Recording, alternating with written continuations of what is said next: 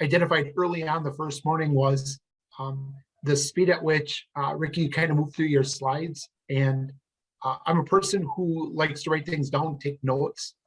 So I kind of struggled a little bit until I kind of felt the cadence a little bit with the information. What I was really curious about was a definite recording of this event, because you not only speak to the slides and the words on the slides, but you add a lot of stuff in addition to that. And I think a lot of that information is the stuff that I was really after to kind of write down and incorporate into the slides. So it's not necessarily the speed, but it was just kind of the cadence. And I'm really curious to get a hold of the actual recording of today's or the last 3 days events.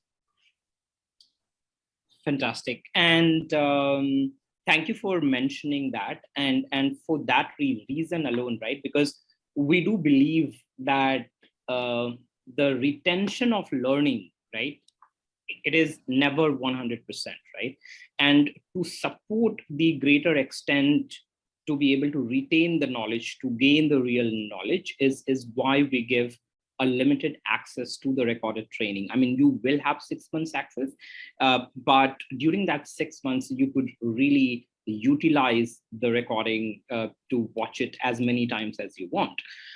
So yes, you will have access, and all of these documents that you have gone through over the last 3 days will be uploaded as well on the LMS. Ricky will also be there. And as Ricky have already mentioned, if you have any additional questions, any kind of feedback or any problem you are facing, you can always reach out to him. He is very approachable, and he is very happy to help always. It's something that I can personally vouch for.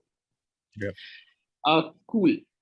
So, Robert, based on the course that you have taken, if you were to recommend this to your colleague, to your peers in the industry, how would you say it can benefit them?